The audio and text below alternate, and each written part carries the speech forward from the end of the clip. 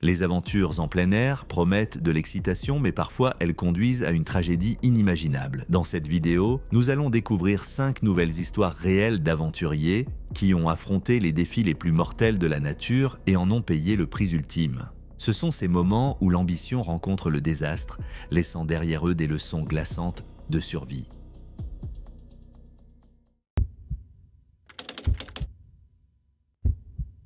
Le 2 août 1998, Mike Turner, un pasteur presbytérien de 48 ans originaire de l'Idaho, entama une randonnée en solitaire dans la nature sauvage de Fitzpatrick, dans le Wyoming. Accompagné de son fidèle labrador noir, Andy, Mike cherchait la solitude pour réfléchir et renouer avec sa foi. Ce périple de 9 jours à travers un terrain accidenté devait être une évasion spirituelle face aux exigences de son travail et de sa famille.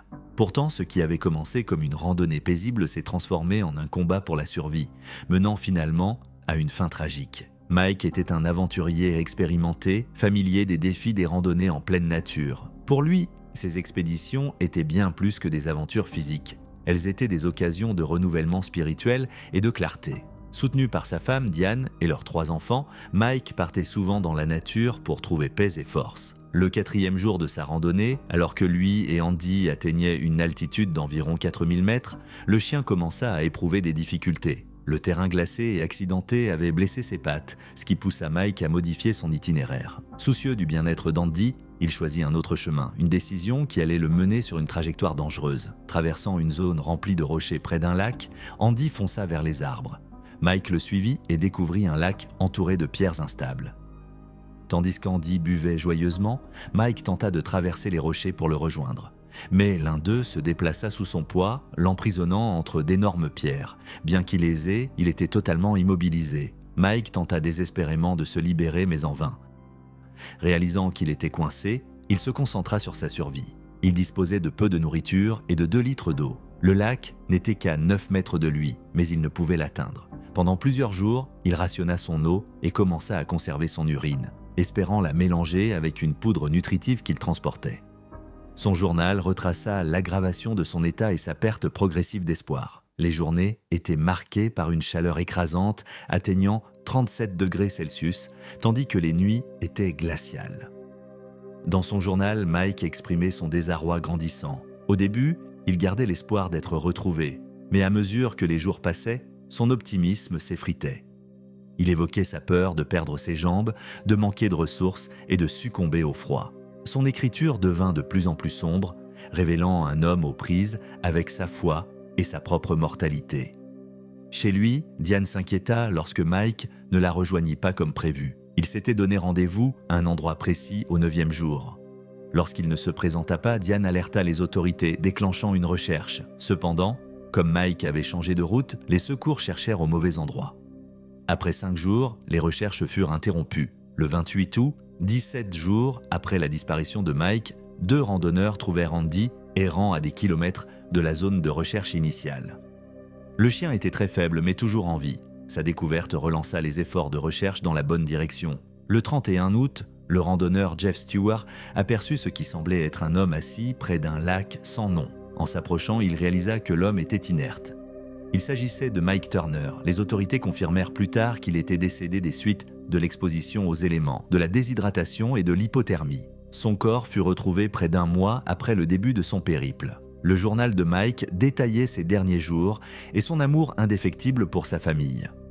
Dans sa dernière entrée, il exprimait sa gratitude pour la vie qu'il avait menée, affirmant qu'il pensait toujours à ses proches, où qu'ils soient et quoi qu'ils fassent. Près de son corps, sa bague de mariage reposait soigneusement sur une pierre, un symbole poignant de son amour et de sa dévotion. L'histoire tragique de Mike souligne les dangers imprévisibles de la nature, même pour les randonneurs aguerris. Une simple décision prise par souci de son chien a conduit à sa disparition prématurée. Son héritage est celui de la foi, du courage et de l'amour, gravé dans la mémoire de ceux qui l'ont connu.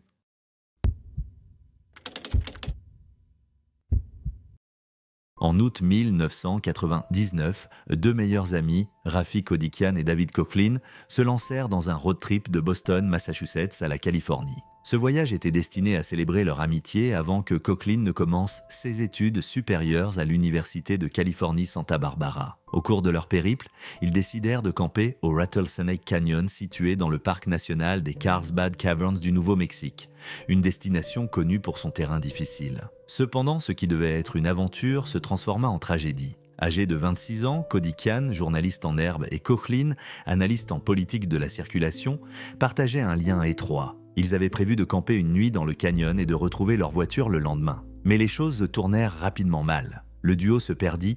Malgré la présence d'une carte, aucun d'eux n'était habile en navigation, les laissant bloqués dans le désert hostile. Leur réserve d'eau, composée de 3 pintes d'eau et d'une pinte de Gatorade, était insuffisante.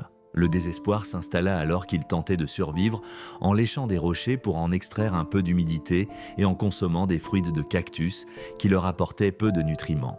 Cody Khan essaya même de boire son urine, sans y parvenir. La chaleur torride du désert et le manque d'hydratation eurent de graves conséquences, les rendant faibles et désorientés. Au 3e jour, l'état de Coughlin se détériora considérablement. Il commença à vomir, très probablement à cause de la consommation de fruits de cactus immatures, et manifesta des signes de détresse aiguë. Incapable de supporter sa souffrance, il aurait supplié Cody Khan de mettre fin à ses douleurs. Dans un état d'épuisement et de tourmente émotionnelle, Cody Khan déclara avoir agi selon la demande de son ami, usant d'un couteau pour mettre fin à la vie de Coughlin. Il écrivit par la suite dans son journal au sujet de l'incident, le décrivant comme une décision motivée par le désespoir et la compassion. Cody Khan enterra le corps de Coughlin sous des rochers, un acte qui suscitait des interrogations en raison de son propre état affaibli. Quelques jours plus tard, des gardes-parcs trouvèrent Cody Khan déshydraté mais vivant. Il admit ce qui s'était passé et conduisit les secouristes jusqu'au corps de Coughlin. Une autopsie révéla que l'état de Coughlin n'était pas aussi critique que décrit, ses vomissements étant imputables aux fruits de cactus plutôt qu'à une déshydratation sévère. L'affaire donna lieu à de vives spéculations. S'agissait-il véritablement d'un acte de miséricorde ou y avait-il d'autres éléments dans l'histoire ? Certains s'interrogèrent sur d'éventuelles tensions sous-jacentes entre les amis, bien qu'aucune preuve de conflit ne fût apportée. Lors de son procès, la défense de Cody Khan soutint que ces actions découlaient d'un accord mutuel entre amis, motivés par les circonstances désespérées dans lesquelles ils se trouvaient. La poursuite, quant à elle, soutint que Cody Khan n'était pas en danger immédiat et qu'il aurait pu demander de l'aide. Finalement, il plaida coupable pour homicide involontaire de second degré et fut condamné à 15 ans de prison tous les ans sauf 2 ayant été suspendus. La sentence divisa l'opinion publique. Certains estimèrent que Cody Khan avait déjà souffert suffisamment, tandis que d'autres jugèrent qu'une punition plus sévère était nécessaire. Le juge reconnut les remords de Cody Khan tout en insistant sur la gravité de ses actes. Même des années plus tard, l'incident demeure un sujet de débat. Des experts avancent que la déshydratation peut être surmontée avec des soins appropriés et des questions persistent quant à la possibilité d'éviter le décès de Coughlin. Aurait-il été possible de survivre s'ils avaient été mieux préparés ou disposé de plus de ressources? Cody Khan a-t-il surestimé la gravité de l'état de son ami? En repensant à la tragédie, Cody Khan exprima le poids émotionnel de sa décision, estimant que quiconque dans sa situation abandonnerait son ami ne mériterait pas de survivre. Cette perspective met en lumière son conflit intérieur, tout en laissant planer le doute quant à la véritable justification de ses actes. Ce douloureux cas continue de nourrir des discussions sur la survie humaine, les pressions extrêmes des situations de crise et les choix difficiles auxquels les individus sont confrontés dans des scénarios où la vie et la mort s'entremêlent. Il nous rappelle l'importance de la préparation et l'imprévisibilité de la nature sauvage, léguant une histoire à la fois tragique et riche en réflexions. En août 1974, une tragédie d'alpinisme s'est déroulée dans les montagnes du Pamir, situées à la frontière entre le Tadjikistan et le Kirghizistan. Ce drame impliquait une audacieuse équipe soviétique exclusivement féminine, dirigée par Elvira Chataïeva, une alpiniste respectée et pionnière dans l'ascension pour les femmes. Leur mission était d'atteindre le sommet du pic Lénine, culminant à 23 405 pieds, puis d'en assurer la descente en toute sécurité. Cependant, cette expédition prit une tournure dévastatrice. Composée de grimpeuses expérimentées, l'équipe entama son ascension le 5 août 1974. Elvira, qui avait déjà escaladé le pic Lénine, menait ce groupe audacieux dans le but de réaliser une ascension historique exclusivement féminine. Les progrès initiaux furent réguliers, Et elles atteignirent le sommet avec succès, annonçant leur exploit au camp de base. Mais leur triomphe fut de courte durée. Au début de la descente, le mauvais temps se retourna contre elles. Ce qui avait commencé comme une tempête de montagne classique se mua en un violent blizzard dès le 6 août. De forts vents et une neige abondante les forcèrent à se réfugier dans leur tente. Le jour suivant, l'une des grimpeuses tomba malade, probablement en raison du mal d'altitude, rendant l'ensemble du groupe encore plus vulnérable. Le camp de base exhorta l'équipe à redescendre, mais le blizzard les piégea. Le 7 août, la tempête atteignit son paroxysme, déchirant leurs tentes et dispersant leurs provisions. Exposées aux éléments, 2 grimpeuses succombèrent au froid extrême, tandis que celles qui étaient tombées malades avaient déjà péri. Les quelques membres restants durent alors se battre pour leur survie dans des températures glaciales. Dans leur dernier message radio adressé au camp de base, les grimpeuses indiquèrent qu'il ne restait plus que 2 d'entre elles complètement épuisées et qu'elles ne disposaient que de quelques minutes avant que leur survie ne devienne impossible. Galina Perekodiuk, l'une des dernières survivantes, envoya un message déchirant dans lequel elle exprimait son inquiétude pour leurs enfants, s'excusait quant aux efforts prodigués et manifestait tout l'amour qu'elles éprouvaient. Épuisées, exposées au froid et dépourvues de ressources, leur destin semblait scellé. La tempête se calma finalement le jour suivant. Des alpinistes japonais et américains en ascension sur le pic Lénine découvrirent le site de la tragédie. 7 des 8 alpinistes soviétiques furent retrouvés gelés dans la neige. Le corps d'Elvira fut découvert près des décombres d'une tente effondrée. D'autres grimpeuses furent retrouvées agrippées à leurs cordes ou éparpillées le long de la pente, leurs restes témoignant des conditions extrêmes qu'elles avaient endurées. Le corps d'une grimpeuse ne fut jamais retrouvé et probablement emporté par la tempête. La perte de ces alpinistes soviétiques féminines représente l'un des pires désastres de l'histoire de l'alpinisme. Le pic Lénine, tristement célèbre pour la dangerosité de ses conditions, s'est avéré impitoyable. Des questions sur ce désastre continuent de subsister. Dans The Ascenders, le journaliste Anatoly Ferapontov a relevé des détails singuliers sur des photos du site, comme une théière posée sur un rocher malgré la violence du blizzard. Il a également remis en cause l'ampleur des dégâts subis par les tentes, suggérant que le stress psychologique aurait pu jouer un rôle. Cependant, aucune preuve concrète ne vient étayer ces théories.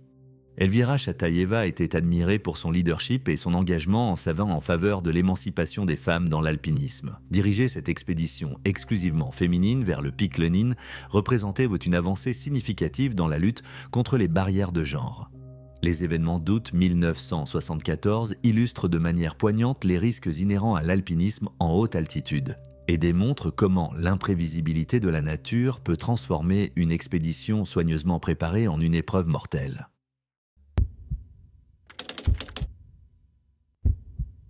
C'était en février 2017, lors d'une chaude journée d'été en Nouvelle-Zélande. Rachel Louise de Jong, étudiante en physiothérapie âgée de 21 ans, effectuait un road trip avec ses amis. Ils regagnaient Auckland après avoir assisté à un concert à Rotorua. En chemin, ils décidèrent de s'arrêter à un site touristique populaire, la rivière Waikato, pour une pause rapide. Ce qui devait être un moment de détente se transforma en une tragédie qui changerait leur vie à jamais. Rachel était accompagnée d'un groupe d'amis proches de l'université, dont Maddie, Gemma et les sœurs Alice et Michaela. 2 garçons, Rhys et Sam, faisaient également partie du groupe. Ils arrivèrent aux rapides d'Aratiatia, une zone pittoresque mais dangereuse située près du barrage d'Aratiatia. Ces rapides étaient réputés pour offrir des panoramas à couper le souffle lorsque les vannes du barrage s'ouvraient et libéraient un torrent d'eau. Un spectacle que les habitants appelaient le déversement touristique. Le groupe décida d'explorer la rivière. Ils empruntèrent un sentier bien usé qui menait jusqu'à l'eau, ignorant qu'un panneau d'avertissement avait été volé quelques semaines auparavant. En l'absence de signaux de danger clair, ils croyaient que la zone était sûre pour se baigner et prendre des photos. Vers midi, une sirène retentit pour signaler que les vannes du barrage étaient sur le point de s'ouvrir. Les amis, encore dans l'eau, pensèrent disposer de suffisamment de temps pour repartir, mais la situation dégénéra rapidement. En quelques instants, les vannes libérèrent un torrent d'eau et la rivière paisible se transforma en un courant violent. Le groupe tenta de s'échapper mais se retrouva coincé sur un rocher au milieu du fleuve alors que l'eau montait en flèche. Rhys et Sam parvinrent à gagner un terrain plus élevé, tandis que Rachel, Maddie, Alice et Michaela restèrent bloqués. Le courant se renforça et le niveau de l'eau continua de grimper. Dans ce chaos, Rachel prit les choses en main, mettant sa propre sécurité en péril pour aider ses amis. Elle réussit d'abord à guider Maddie vers un endroit sûr. Ensuite, elle et Alice sautèrent sur un autre rocher. Toutefois, la montée rapide de l'eau ne leur laissa aucun répit. Rachel tenta alors d'aider Michaela, mais alors que celle-ci atteignait la sécurité, Rachel perdit prise. Le courant impétueux l'emporta. Plus tard, son corps fut retrouvé en aval. La tragédie affecta profondément sa famille et ses amis, qui se souviendraient toujours de Rachel comme d'une personne aimante et courageuse. Son ultime geste de bravoure, en essayant de sauver ses amis, témoignait de sa nature désintéressée. 2 touristes allemands, Catherine Taylor et Kevin Kyo, furent témoins de cette scène terrifiante depuis une plateforme d'observation. Ils virent le groupe lutter sur le rocher, l'eau montante rendant tout échappatoire presque impossible. Ils constatèrent que certains membres du groupe réussirent à se mettre à l'abri, mais que Rachel fut emportée avant d'atteindre un terrain élevé. Cet incident révéla de graves problèmes de sécurité autour des rapides d'Aratiatia. L'absence du panneau d'avertissement sur le sentier emprunté par le groupe pour accéder à la rivière joua un rôle déterminant dans la tragédie.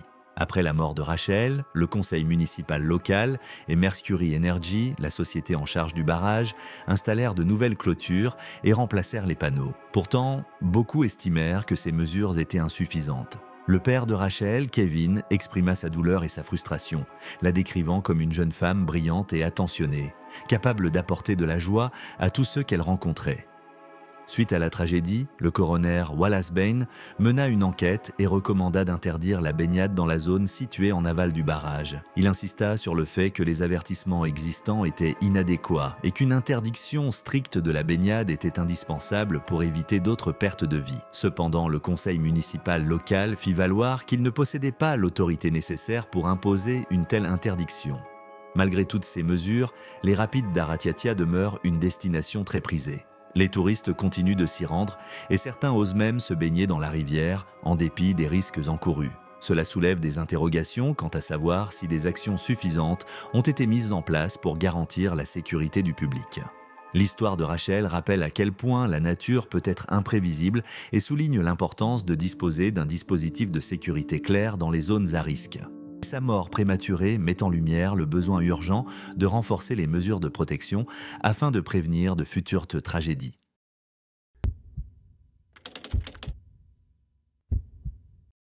Le 23 décembre 2024, en Grèce, un tragique accident a coûté la vie à Clara Thoman, une enseignante de physique de 33 ans originaire de Santa Barbara, Californie. Clara se trouvait en randonnée avec son compagnon, Elliot Finn. Le couple explorait la région aux abords du monastère de Preveli sur l'île de Crète. À l'époque, Clara était enceinte de 6 mois de leur premier enfant. Clara était reconnue pour son amour de l'enseignement et de l'aventure. En tant qu'enseignante de physique au Dos Pueblos High School, elle avait le don de rendre des sujets complexes à la fois amusants et accessibles. Les élèves et les collègues l'admiraient pour sa gentillesse, son enthousiasme et son dévouement. Clara partageait fréquemment ses expériences sur les réseaux sociaux, mettant en avant sa passion pour la vie, la nature et l'apprentissage. Cet après-midi-là, alors qu'elle empruntait un sentier accidenté près du monastère, Clara perdit l'équilibre et chuta sur 50 mètres dans une gorge abrupte. La zone était isolée et difficile d'accès, ce qui compliqua considérablement les opérations de secours. Des ouvriers travaillant à proximité furent témoins de la chute et appelèrent aussitôt à l'aide. Les équipes de secours, composées notamment de 21 pompiers, arrivèrent pour porter assistance. Elles durent faire face à d'importantes difficultés en raison du terrain accidenté. Clara fut gravement blessée, subissant de sévères traumatismes à la tête et à la poitrine. Malgré cela, elle était consciente lorsque les secouristes la trouvèrent. Après la mise en place des premiers soins, elle fut transportée avec précaution vers un lieu sécurisé et évacuée en urgence vers l'hôpital de Retimno. Bien que Clara soit arrivée vivante à l'hôpital, ses blessures s'avérèrent trop graves et elle fut transférée à l'hôpital général de Chania pour recevoir un traitement spécialisé. Malgré tous les efforts de l'équipe médicale, son état se détériora. Le 29 décembre 2024, elle fut déclarée en état de mort cérébrale. Son enfant à naître, qu'elle avait nommé Teodoro, ne survécut pas non plus. La disparition de Clara brisa le cœur d'Elliot et de sa famille.